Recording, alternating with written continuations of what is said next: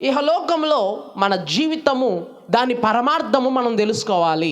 మనం ఎందుకు బ్రతుకుతున్నాం, మన వల్ల ఏం ప్రయోజనము, దేవుడు మన పట్ల ఏ ప్రణాళికను కలిగి ఉన్నాడు, మనల్ని ఏం చేయాలని ఆశపడుతున్నాడు, దేవుడు ఏ విధంగా ఉండాలని ఆశపడుతున్నాడు, మనం ఎలా ఉంటే మనకు ఆశీర్వాదం, మనం ఎలా ఉంటే మనకి దీవెన, మనం ఎలా ఉంటే మన మీద దేవుని యొక్క అధికారం వస్తుంది అనేసి మనం ఆలోచించాలి. హల్లెలూయా. నీ యొక్క మార్గము కరెక్టే, నువ్వు ఉన్న ప్లేస్ కరెక్టే, కానీ నీ పొజిషన్ కరెక్ట్ కాదు, నీ స్థితి సరిగ్గా లేదు.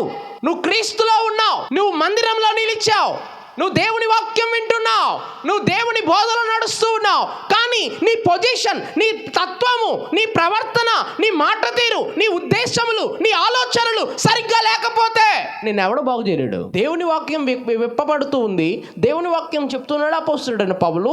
అయితే ఈయనేం చేస్తున్నాడు? నిద్రపోతున్నాడు. ఆలోచించాలి. ప్రియ సహోదరి సహోదరులారా, ఆలోచించండి. మన స్థితి ఎలా ఉంది, మన స్థితి ఎలా ఉంది, నా స్థితి ఎలా ఉంది ఆలోచిస్తూ ఉన్నారా? మనం అదే విధంగా వ్యర్థం చేస్తున్నా, దేవుడి కృపను వ్యర్థం చేసేస్తున్నా. ఒకసారి ఎగ్జాంపుల్, మొన్న శుక్రవారం ఒక మాట చెప్పాను, 3 విషయాలు. నేను ఈరోజు ఒక 3 విషయాలు చెప్పి ముగించేస్తాను. ఈ వర్తమానాన్ని 3 విషయాలలో ముగించేస్తాను. చాలా జాగ్రత్తగా ఆలకించండి. పోయిన వారం మీరు వచ్చారండి. 1, స్వార్థం. ఒక విశ్వాసి, ఒక దేవుని బిడ్డ, ఈ 3 అతనిలో ఉంటే ఇక నాశనమే తన జీవితం. ఈ 3 విషయాలు ఉంటే ఇక పడిపోయినట్టే. 1, స్వార్థం. 2వది పాపము, నీచము. ఇది వదలకపోతే పతనం. అర్థమైంది కదా? ఈ 3 వదలకపోతే ఏమైతాం? పతనం అయిపోతాం. ఈ పతనమయ్యే కార్యక్రమంలో మనం ఎక్కడ నిలిచామో తెలుసా?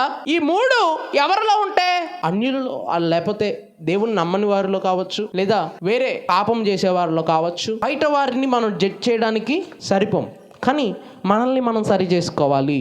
ఈరోజు నిలిచి ఉన్న మీరందరితో దేవుడు మాట్లాడుతూ ఉన్నాడు. మనం ఇవన్నిటిని వదిలిపెడితేనే మనము సరైన మార్గంలో ఉన్నట్టు, లేదా తప్పుడు మార్గంలో, నీచపు మార్గంలో ఉన్నట్టు. నా ప్రియ సహోదరి సహోదరులారా, హల్లెలూయా. స్వార్థము మనల్ని పడివేస్తుందంట. స్వార్థం ఏంటండి?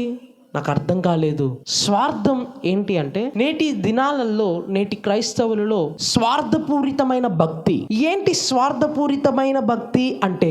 అన్నీ ఉన్నాయండి మన దగ్గర. దేవుడు మనకు అన్నీ ఇచ్చాడు. డబ్బు లేనప్పుడు అపాయాల నుంచి తప్పించాడు, అనారోగ్యంగా ఉన్నప్పుడు ఆరోగ్యం ఇచ్చాడు, స్వస్థతనిచ్చాడు. అన్నీ బాగున్న తర్వాత మనం ఆ రోజు నుంచి మందిరానికి వెళ్ళడం మానేస్తాం. ఏంటి?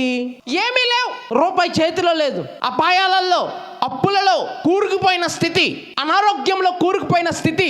హాస్పిటల్కి వెళ్దామంటే చేతిలో రూపాయి రావట్లా, హాస్పిటల్కి వెళ్దామంటే టాబ్లెట్లు కొందామంటే చేతిలో రూపాయి లేదు, అపాయాలలో ఉన్నాం. అప్పుడు ప్రభువా నువ్వే దిక్కు నాయనా, అయ్యా నీవే నాకు దిక్కయ్యా, నువ్వు తప్ప నాకు దిక్కెవరు లేరు అంటాం. తర్వాత అన్నీ దేవుడు ఇచ్చిన తర్వాత పాస్టర్ గారు ఇక నీ చుట్టుపక్కలే తిరుగుతూ ఉంటారు, కానీ ఎవరైనా అనేటట్టు మనం ప్రవర్తిస్తూ ఉంటాం. మందిరానికి రావడానికి ఇష్టపడం. కారణం ఏంటి? స్వార్థం.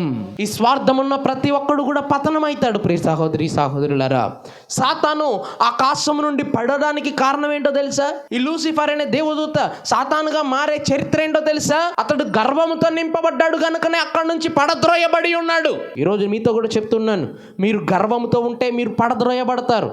ఉన్నప్పుడు ఒకలాగా, లేనప్పుడు ఒకలాగా నటిస్తూ ఉంటే మీరు కూడా పడద్రోయబడేవారిగా ఉంటారు. నా ప్రియ సహోదరి సహోదరులారా, కాబట్టి ఈరోజు జాగ్రత్తగా ఆలకించండి.